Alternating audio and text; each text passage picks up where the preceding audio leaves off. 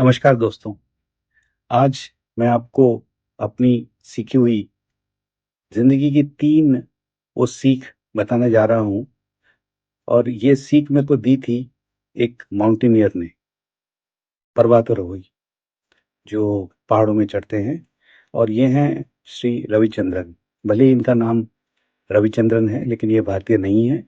ये मलेशिया के रहने वाले हैं, वहीं के नागरिक हैं और इन्होंने माउंट एवरेस्ट 3 बार चढ़ा है और इनसे हमको बहुत कुछ सीख मिलती है।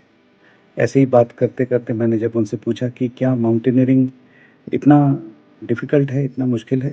उन्होंने बोला कि मैं आपको 3 अ, चीज़ बताऊँगा, आप इसको ध्यान में रखें और ये आपकी ज़िंदगी में बहुत लाभदायक होगा।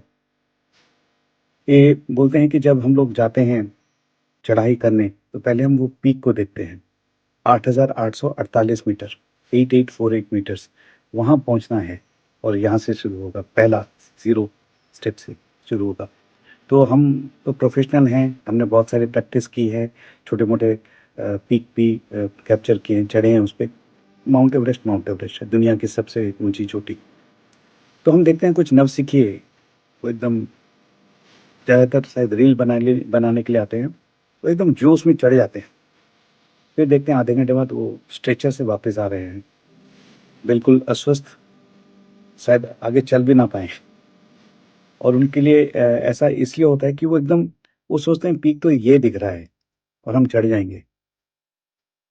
लेकिन हम लोग ऐसा नहीं करते हैं। प्रोफ़ेशनल होके हम सिर को नीचा करते हैं। एक-एक स्टेप गिन-गिन के धीरे-धीरे, धीरे-धीरे चलाते हैं, आगे बढ़ते हैं क्योंकि हमारा मकसद वहाँ पे पहुँचना है, पीक की तरफ। फिर हम थोड़ा विश्राम लेते हैं। 45 मिनट चलने के बाद भी 2 घंटे का विश्राम लेते हैं। फिर 45 मिनट, 1 घंटा चलते हैं। ऐसा करके हम अपना स्टैमिना बढ़ाते हैं। तो लाइफ़ लेसन 1 कि ज़िंदगी में कभी हड़बड़ी मत करिए। एक-एक कदम चुन-चुन के नाप-तोल के लीजिए। सक्सेस अवश्य मिलेगा। फिर रविचंद्रन जी आगे बोलते हैं कि जब हम चढ़ते हैं, तो बीच में एक बोल्डर सा आ जाता है, बहुत बड़ा पत्थर पहाड़ के बीच में। तो जो और लोग होते हैं, वो पत्थर के चारों तरफ जाने की कोशिश करते हैं, उसको अवॉइड करने की कोशिश करते हैं। और अवॉइड करने के चक्कर में वो पूरा पहाड़ का एक चक्कर लगा लेते हैं, जिसके लिए 2-3 दिन लगता है और फिर घूम फिर के वहीं वहीं पे आते हैं। लेकिन हमारे लिए जब कोई पत्थर आता है, कोई अड़चन आती है, हम उसके ऊपर से जाते हैं। अगर कोई ऑब्स्टेकल आया है, हम उसको अपॉर्च्युनिटी समझ के उसके ऊपर से जाते हैं, तो हम तुरंत उसके ऊपर पहुँच जाते हैं। हम चारों तरफ नहीं घूमते, हम ऐसे चढ़ते हैं और यहीं पे लाइफ लेसन 2 दूसरा आता है और वो कहते हैं कि जब भी आपकी लाइफ में ऑब्स्टेकल्स आए, उससे दूर मत भागिए।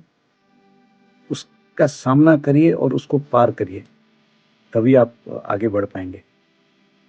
पहला लाइफ लेसन था, धीरे-धीरे कदम उठाइए, बढ़ाइए और अगर कोई ऑब्स्टेकल्स आए, दूसरा जो लेसन है, उसको ओवरकम करिए, उससे भागिए मत। भागने से आप वहीं पे ही घूमते रह जाएँगे, ऊपर नहीं जा पाएँगे। खैर, अभी वो जो अपना जब वो पहली बार गए थे, तो उन्होंने कहा कि मैं ऑलमोस्ट पीक में पहुँच गया हूँ, ऑलमोस्ट। पहुँचा नहीं हूँ और 28 मीटर है, 28 मीटर और वो एकदम वर्टिकल है, 90 डिग्री। यहाँ पे वो है और ये ऐसा है। और यहाँ पे उनको लगा कि उनके बॉडी में एकदम और कुछ नहीं बचा है एकदम, जैसे खून का प्रभाव नहीं हो रहा है। तो उन्होंने अपना बैग उठाया, तो थोड़ा ऐसा-ऐसा किया और ऐसे किया। फिर उनको लगा उनका ग्लव्स में इसमें कुछ जान नहीं है, तो उनका अभी क्या करें? तो उन्होंने देखा कि उनका फ्रॉस्ट बाइट हो गया है, यानी कि बर्फ से जो रोग होता है, इतने दिन वो बर्फ में चल रहे थे, ये सब फ्रॉस्ट बाइट हो गया है। अगर वो वापस जाते हैं, फिर भी उनको 2-3 दिन लगेगा और तब तक शायद लेट भी हो जाए और हो सके तो उनका हाथ काटना भी पड़े। लेकिन ये 28 मीटर है, अभी करें तो क्या करें? तो यहाँ पे लाइफ लेसन तीसरा आता है, वो बोलते हैं अगर आप किसी चीज़ को बहुत शिद्दत से चाहते हैं और वो आपकी ज़िंदगी का मकसद है, अगर आपको पाना है, तो आपको वो सब खोना पड़ेगा जो आपको सबसे ज़्यादा प्यारा है। क्या आप वो खो सकते हैं? क्या खोने के लिए तैयार हैं? क्या कुछ कुर्बानी देने के लिए तैयार हैं। अब तक मैं श्री रविचंद्रन जी से बात कर रहा था, मैंने ध्यान नहीं दिया, उन्होंने ग्लव्स पहना हुआ था दोनों हाथों में।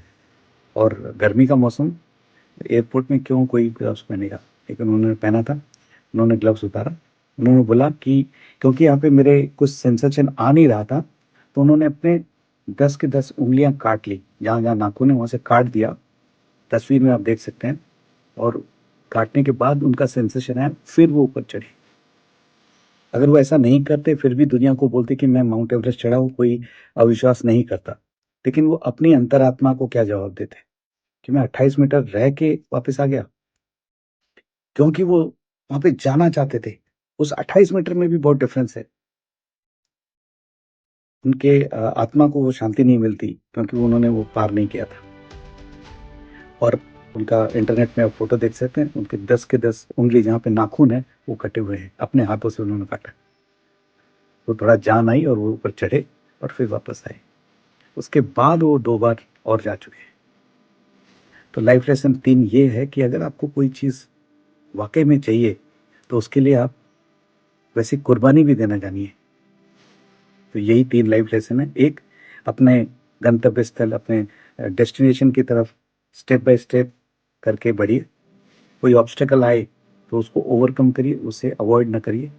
और जब फाइनल आपको कुछ चीज़ ज़रूरत है, तो क्या आप उसके लिए वैसी कुर्बानी दे सकते हैं? ये 3 सीख। धन्यवाद रविचंद्रन जी।